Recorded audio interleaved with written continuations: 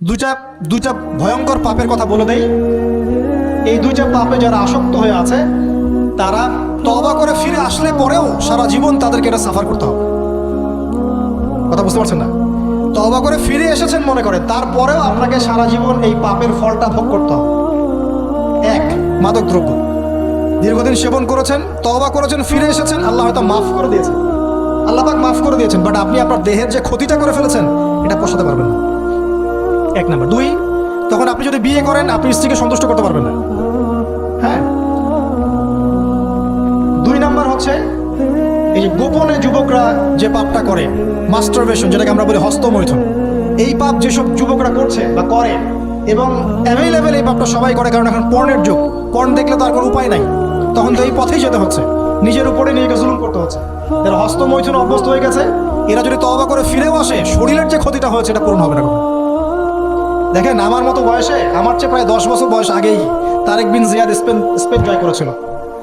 আমার যে বয়স এখন চলছে 30 পার হয়ে গেছে, এর চেয়ে আরো প্রায় 10 বছর আগে মুহাম্মদ বিন কাসিম এই সিন্ধু জয় করেছিল। এখন যে ইসলাম আপনি ভোগ করছেন এটা তাদের ফল, তাদের এই জিহাদের ফল। তো এখন আমাদের এই যে 20 বছর 30 বছরের যুব সমাজের দিকে তাকায় দেখেন, একবার তাকায় দেখেন, চেহারাগুলো একটু দেখেন, চেহারা দেখেন, এক একটা চেহারা দেখেন, চেহারায় নূর নাই, নষ্ট হয়ে গেছে, নামাজ নাই, চোখগুলো বসে যাচ্ছে, কারণ সারা রাত জেগে থাকছে, ওই যে টিকটক টিকটক টিকটক সারা রাত, হ্যাঁ সারা রাত ফোনে, সারা রাত গল্প গুজব।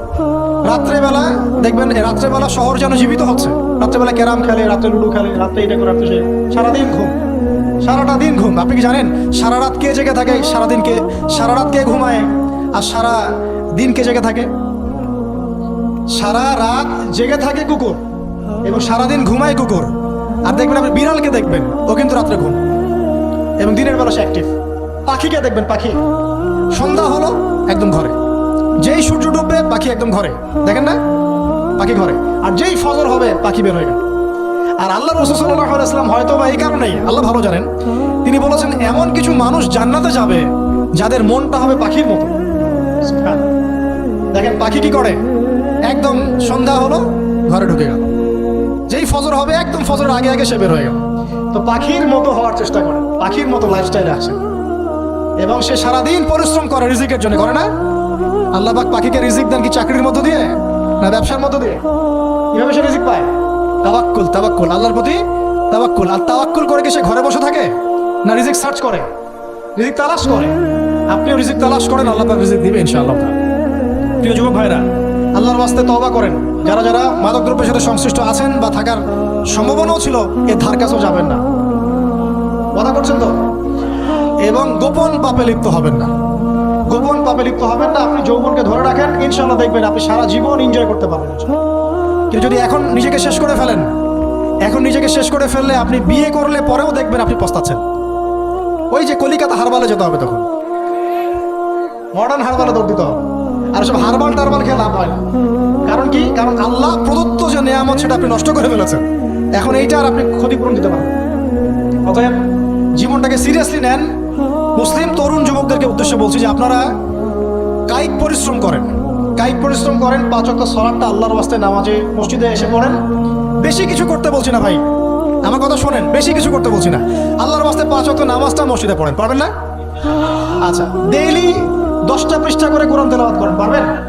আল্লাহ তৌফিক দান করুন। ডেইলি 2-4 টাকা করে সদকা করেন, পারবেন? আচ্ছা, প্রত্যেক দিন কিছু দাওয়াতি কাজ করেন, আমর বিল মারুফ, সৎ কাজের আদেশ করবেন, নাহি আনিল মুনকার, অসৎ কাজে নিষেধ করবেন, পারা যাবে ইনশাআল্লাহ। আপনি হালাল রিজিকের একটা সন্ধান খোঁজার চেষ্টা করেন, পারবেন ইনশাআল্লাহ। পড়াশোনায় নিজেকে ব্যস্ত রাখেন, লেখাপড়ায় নিজেকে ব্যস্ত রাখেন। যদি এর পাশে আপনি সময় পান, আমি বলবো আপনি খেলাধুলা করেন। যদি সময় কিছু বের করতে পারেন, কায়িক কিছু পরিশ্রম করেন, প্রয়োজনে কিছু কসরত করেন, জিম করেন, খেলাধুলা করেন। তারপরেও পড়নে যায় না, তারপরেও গার্লফ্রেন্ডের পিছনে সময় নষ্ট করেন না, তারপরেও যে টিকটক, ফেসবুক, ইউটিউব নিয়ে পড়ে থাকেন, ওগুলোর চেয়ে খেলাধুলা করা অনেক ভালো আছে।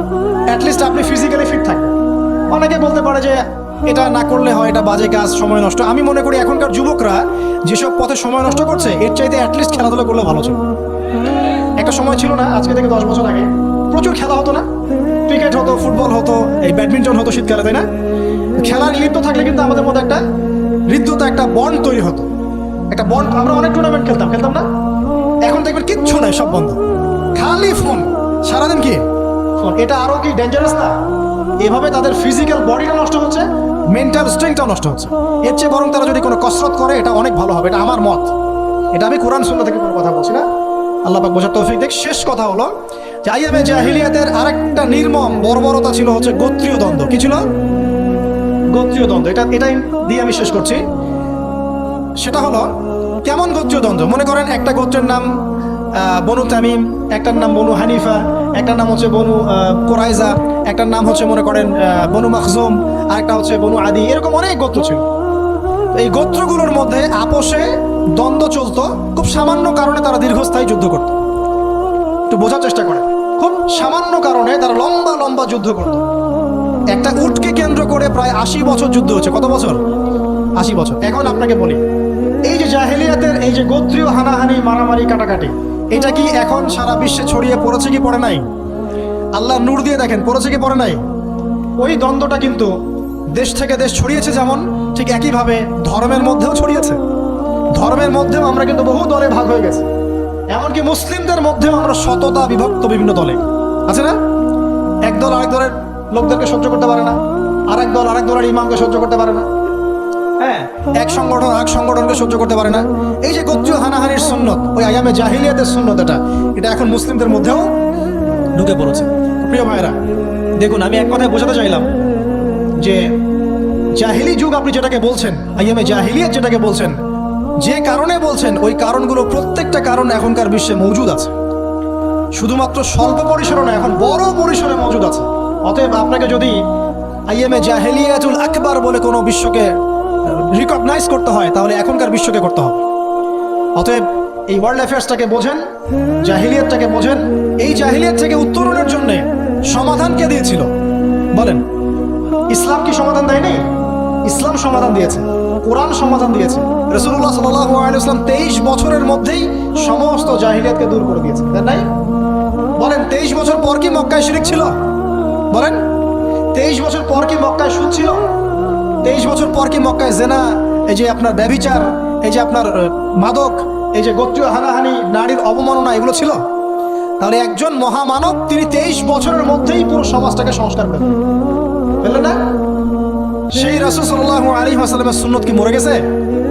সেই আল্লাহ কি মরে গেছেন? নাউজুবিল্লাহ। সেই আল্লাহ পাকের নাজিলকৃত কোরআন এবং হাদিস কি মরে গেছে?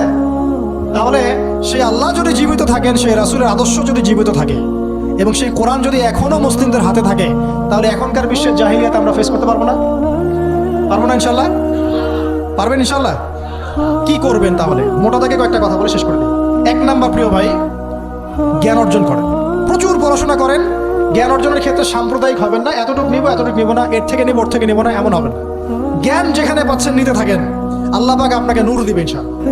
আল্লাহ যখন আপনাকে নূর বা আলো দিবে তার পক্ষ থেকে, আপনি এমন কিছু দেখবেন যা অন্যরা দেখতে পারছে না। আপনি খিজির হয়ে যাবেন ইনশাআল্লাহ আলাইহিস সালাম। যে মুসা আলাইহিস সালাম বুঝতে পারছেন না কেন নৌকা ফুটা করছে, কেন বাচ্চাকে হত্যা করছে, আর কেন দেয়াল নির্মাণ করছে, কিন্তু খিজির আলাইহিস সালাম বুঝতে পারছেন কেন এগুলো করতে হচ্ছে। 2 নাম্বার, প্রিয় ভাই, আপনার হায়াতটাকে মূল্যায়ন করেন। আজকে তওবা করে ফিরে আসেন, 5 ওয়াক্ত নামাজি হয়ে যান, সময় অপচয় বন্ধ করেন, যৌবনকালটাকে কাজে লাগান, সিরিয়াস হন, জীবনটার ব্যাপারে সিরিয়াস হন। জীবনটা কিন্তু হেলায় খেলার বিষয়। একবার চলে গেলে, একবার মওত হয়ে গেলে কান্নাকাটি কোটি কোটি বছর করলে আল্লাহ পাক আর দ্বিতীয়বার পৃথিবীতে ফিরাই দিবে না, দিবে? তো কি কারণে আমরা আমাদের সময়টাকে হেলায় নষ্ট করছি? সুযোগ আছে কোনো সুযোগ নেই। যে কাজের পরকালীন কোনো ফায়দা নাই, সেই কাজে আমি নাই। সোজা কথা বোঝেন? যেই কাজে পরকালের কোনো ফায়দা নাই, সেখানে আমি নাই, এরকম আকীদা রাখবেন। ইলম অর্জন করবেন কেন? পরকালের ফায়দা আছে তাই। নামাজ কেন পড়বেন? পরকালে ফায়দা আছে তাই। প্রেমের সম্পর্ক করবো না কেন? পরকালে ফায়দা নাই তাই। এই গান এই মিউজিক শুনবো না কেন? আমি পরকালে কোনো ফায়দা নাই তাই। আমি অহেতুক এসব টিকটকের পিছনে ঘুরবো না কেন? পরকালে কোনো ফায়দা নাই তাই। যে কাজ পরকালে ফায়দা দিবে, আমি সেই কাজে আছি। পারা যাবে ইনশাআল্লাহ? আল্লাহ তৌফিক দান। যুবক ভাইদেরকে আমি অনুরোধ করবো যে আপনাদের যৌবনটা আগামী মুসলিম উম্মার ভবিষ্যৎ। এই যে বলে না যে জাতির কাণ্ডারি হবে অমুক তমুক, কেউ জাতির কাণ্ডারি হতে পারবে না। জাতির কাণ্ডারি যদি হতে চায়, তাহলে মুসলিম যুবকরাই হতে পারবে ইনশাআল্লাহ। যারা সারাদিন মাদকদ্রব্য সেবন করে, এরা জাতিকে কিচ্ছু দিতে পারবে না। যারা সারাদিন হকি স্টিক নিয়ে ঘুরছে আর নির্মমভাবে মানুষকে মারছে, এরা জীবনেও জাতিকে কিচ্ছু দিতে পারবে না। ফাসাদ সৃষ্টি করা ছাড়া কিচ্ছু করতে পারবে না। দেশকে, জাতিকে এবং উম্মাকে যদি এগিয়ে নিতে হয়, শুধু মুসলিম যুবকরাই পারবে ইনশাআল্লাহ। এবং কারা পারবে? যারা অন্য ধর্মের মানুষ কিন্তু মনটা স্বচ্ছ সৎ, তারাও পারবে।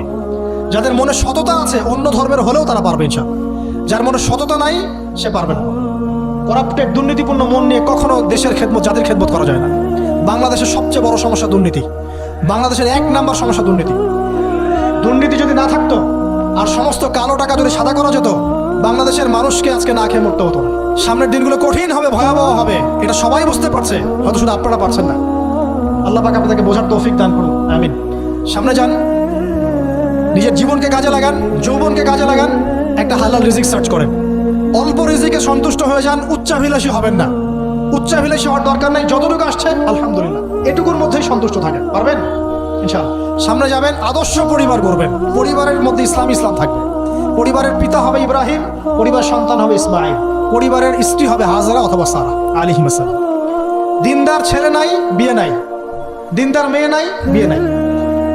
ওই যেটা আপনি মনে করছেন রূপ সৌন্দর্য হাবি যাবে, কিচ্ছু থাকবে না ভাই, কিচ্ছু থাকবে না। 1 বছর 2 বছর পরে সব শেষ।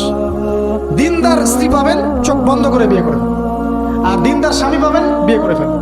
আমার স্বামী কত বড় ব্যাংকের চাকরি করে, কত বড় ডিগ্রি, কত বড় সার্টিফিকেট, এটা পরের ইস্যু।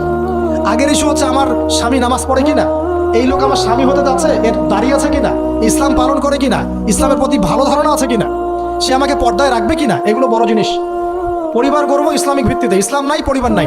এমনকি পরিবার গড়ার পরেও যদি দেখেন যে পরিবারের সদস্যদেরকে বোঝাতে বোঝাতে আপনি ক্লান্ত হয়ে যাচ্ছেন, পরিবারের সদস্যদেরকে দিন বোঝাতে আপনি ক্লান্ত, কিছুতেই দিন বুঝতে চায় না, আপনি আসহাবুল কাহফ হয়ে যান, তাও ভালো, বুঝেন নাই? আপনি নিজের চটকায় তেল দেন, ওটা বাদ দেন, ওর কবরের হিসাব ওর উপর ছেড়ে দেন, আপনি ইব্রাহিম হয়ে যান, আপনি আসহাবুল কাহফ হয়ে যান, তাও ভালো। ইসলাম নিয়ে কোনো কম্প্রোমাইজ নাই। পরিবারের সদস্যরাও যদি আল্লাহর পথে চলার ক্ষেত্রে প্রতিবন্ধকতা সৃষ্টি করে, বাদ দিয়ে দেন, দরকার নেই। আল্লাহর জমিন প্রশস্ত, আল্লাহর জমিন প্রশস্ত, আল্লাহর রিজিক প্রশস্ত ইনশাআল্লাহ। আল্লাহ পাক উত্তম আরো কিছু দিবেন আপনাকে ইনশাআল্লাহ তাআলা। খেয়াল রাখবেন, পরিবারের মধ্যে ইসলাম থাকতে হবে। এখানে কিন্তু আপনাকে কেউ বাধা দিবে না, এর কর্তা আপনি নিজেই। আল্লাহ পাক তৌফিক এনায়েত করুন, আমিন। পাশাপাশি সৎ কাজের আদেশ করেন, অসৎ কাজে নিষেধ করেন। মুসলিম উম্মার মধ্যে ঐক্যের চেষ্টা করেন, বিভক্তি সৃষ্টি করবেন। সবার মধ্যে ভালো জিনিস আছে, নিয়ে নেন, খারাপগুলো ছেড়ে দেন। এমন কোন সংগঠন বা দল বা জামা নাই যার 100%ই পরিশুদ্ধ, এমনটা কোনো নাই, কোথাও নেই। সবার মধ্যেই কিছু না কিছু ভুল থাকবেই, কিছু না কিছু ফল্ট থাকবেই। ওই ফল্টগুলোকে নিয়ে যদি আপনি পড়ে থাকেন আর কাদা ছড়াছড়ি করতে থাকেন, কাজ হবে না। এখন এই যুগটা সেই যুগ না। এটা কি সাহাবীদের যুগ যে চুল ছেঁড়া বিশ্লেষণ করতে হবে? এখন কি খেলাফা কায়েম আছে? সাহাবীদের যুগে খেলাফা কায়েম আছে, ইসলামিক অর্থনীতি কায়েম আছে, ইসলামিক রুলিংস চলছে। তখন সূক্ষ্ম বিষয় নিয়ে সাহাবীরা একে অপরের সাথে কনফ্লিক্টেড আছে, মত পার্থক্য হচ্ছে। এখন তো কিছুই নাই, এখন আপনি ওই ছোটখাটো বিষয় নিয়ে পড়ে আছেন, বড় বিষয়টি তো খোঁজ নাই এখন। আল্লাহ পাক আমাদেরকে বোঝার তৌফিক এনায়েত করুন, আমিন। সামনে এগিয়ে যাবেন এবং দ্বীনের জন্য কিছু করার চেষ্টা করুন। আপনার জান, আপনার মাল, আপনার সময় শ্রম দিয়ে ইসলামের জন্য কিছু করে যাওয়ার চেষ্টা করেন। কিছু না পারেন, একটা এতিমখানা করেন, একটা মাদ্রাসা করেন, একটা মসজিদ করেন, ঠিক আছে, একটা সামাজিক সংগঠন করেন, একটা কি বলবো, আপনি যদি পলিটিক্সও করেন, কোনো সমস্যা নাই, কিন্তু এটাকে ভালোর দিকে নিয়ে আসেন, ন্যায়ের দিকে নিয়ে আসেন। দুর্নীতি, অন্যায় বাদ দেন, অন্যের ক্ষতি করা বাদ দেন, অন্যের গীবত তহমত সংস্কৃতি বাদ দেন, ভালো কিছু করেন, সামাজিক কাজ করেন, মানবতার কাজ করেন। আপনি যদি লিখতে পারেন লিখেন, বলতে পারলে বলেন। আপনি কিছু করতে পারেন না, অ্যাটলিস্ট আপনি ইসলামপন্থীদেরকে সাপোর্ট দেন, আপনার সম্পদ দিয়ে, আপনার অর্থ দিয়ে সাপোর্ট করেন। কিচ্ছু করতে পারছেন না, কিছুই করার ক্ষমতা নাই, নিজেকে নিয়ে ব্যস্ত থাকেন, আগুন উস্কে দিয়েন না। মনে করেন আপনার কিছু করারই ক্ষমতা নাই, কোনো যোগ্যতা নাই, ঠিক আছে, আপনি চুপ থাকেন, অ্যাটলিস্ট আপনি আগুন উস্কে দিয়েন না, নিজেকে নিয়ে ব্যস্ত থাকেন, আপনি আপনার কাজ করেন।